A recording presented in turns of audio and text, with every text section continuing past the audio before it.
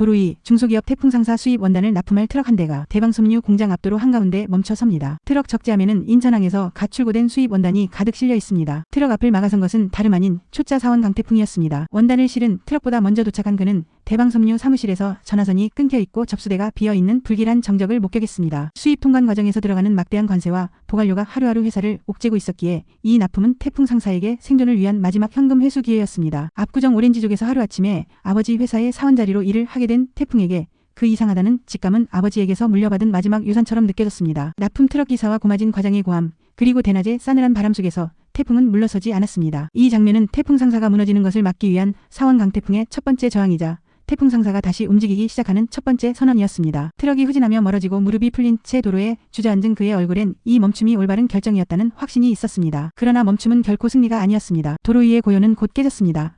대방섬유 측에서 즉시 거센 항해 공문을 발송했고 운송업체는 막대한 운송료와 대기료 청구서를 사무실로 들이밀었습니다. 수입품의 특성상 납품이 지연될 경우 창고 임대료, 보험료 등 추가 비용이 눈덩이처럼 불어나는 상황이었습니다. 직원 4~5명이 남은 사무실에는 출고 취소가 불러온 수익 정지라는 현실만이 뼈아프게 내려앉았습니다. 강태풍 사원이 몸으로 막은 것은 트럭 한 대였지만 그 뒤에 따라올 수많은 금융 파문까지 멈춘 것은 아니었습니다. 트럭 저지 사건 직후 더 큰 위기의 전모가 드러납니다. 태풍은 자신이 막은 트럭이 단순한 납품 차량이 아니라 회사를 파산으로 몰고 갈 함정으로 향하는 마지막 다리였음을 깨닫습니다. 미선은 모니터를 돌려 지난달 세금 계산서 내역을 보여주며 대방섬유와의 거래가 이미 끊겼음을 객관적인 숫자로 입증합니다. 태풍이 대방섬유의 사업자 번호와 납품 서류의 계좌번호를 대조한 결과 계좌는 이미 한 달 전에 거래 정지 처리된 상태였음이 확인됩니다. 수입 물품 대금을 회수할 가능성은 0%였던 것입니다. 같은 시각 고마진 과장은 납품 계약서의 도장을 면밀히 검토하다가 충격적인 사실을 발견합니다. 도장에 잉크가 번져 있고 테두리가 불균일한 것으로 보아 누군가 동일 도장을 복제해 사용한 위조된 흔적이었습니다. 만약 납품을 강행했더라면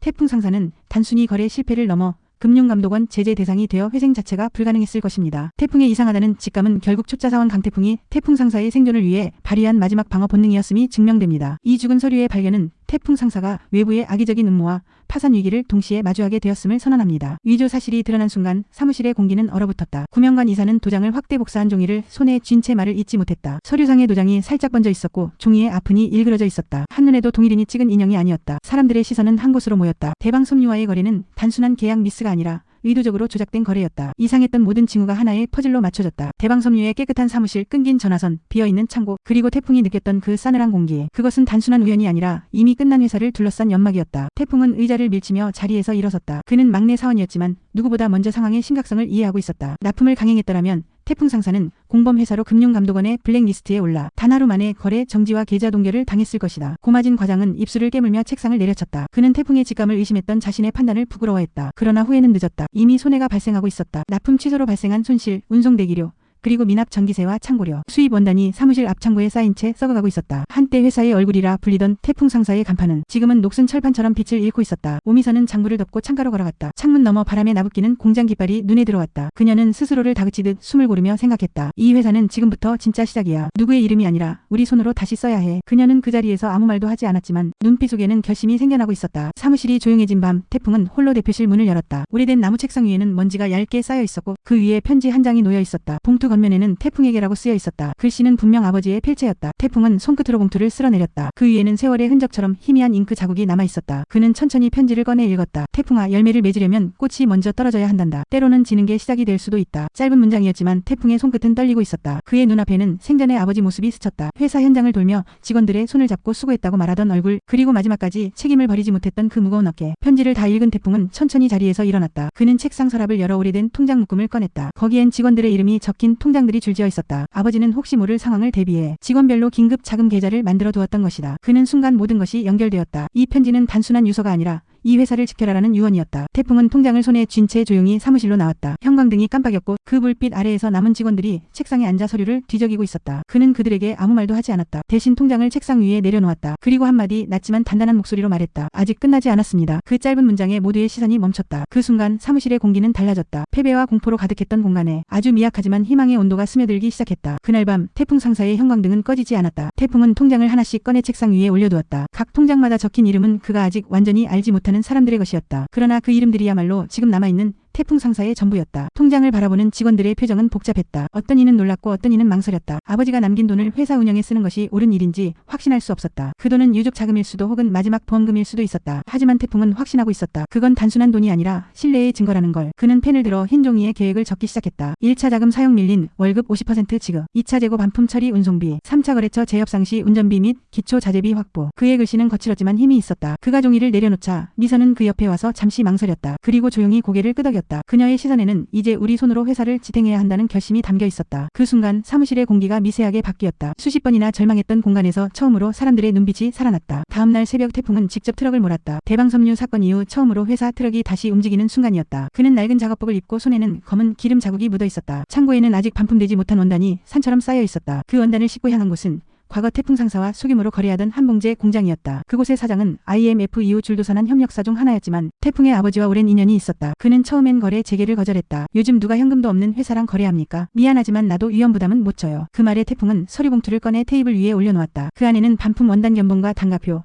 그리고 직원명의 통장 사본이 들어있었다. 이건 빚이 아닙니다. 아버지가 우리 이름으로 남긴 믿음입니다. 사장은 한참 동안 아무 말이 없었다. 그는 봉투를 들여다보다가 천천히 웃었다. 이 시대에 아직 이런 젊은이가 있네. 조소. 단 한 롤이라도 다시 시작합니다. 그 한마디가 태풍에게는 회생의 첫 계약서였다. 그는 차에 오르며 하늘을 올려다봤다. 잔뜩 흐린 구름 사이로 햇빛 한 줄기가 비치고 있었다. 그러나 회사 안은 여전히 불안했다. 구명관 이사는 손익표를 들여다보며 깊은 한숨을 쉬었다. 자금은 돌릴 수 있겠지만 은행 신용 한도는 이미 막혔어요. 대방섬유 사건으로 우리 회사는 잠정거래 제한 명단에 올랐습니다. 그 말은 현실이었다. 외부에서는 태풍 상사가 이미 부도 직전에 회사로 소문이 나고 있었다. 차선택 차장은 냉정하게 계산기를 두드렸다. 이 상태로는 다음 달 전기세도 못 냅니다. 반품 처리에도 남는 건 없습니다. 그의 목소리에는 냉정함과 체념이 섞여 있었다. 하지만 그때 오미선이 말을 이었다. 그럼 우리가 직접 팔죠. 원단을 소규모 공장에 분납하면 납품서 없이도 현금으로 회수할 수 있어요. 그 제안은 위험했다. 하지만 이대로 손을 놓고 있을 수도 없었다. 모두가 잠시 침묵하다 고개를 끄덕였다. 이제 남은 건 회계가 아니라 생존의 회전이었다. 며칠 후 태풍은 봉제 공장 밀집 지역인 평화시장 골목에 섰다. 낡은 트럭에 실린 원단을 직접 끌고 그는 하루 종일 작은 봉제 공장 문을 두드렸다. 처음엔 문전박대였다. 현금 거래요?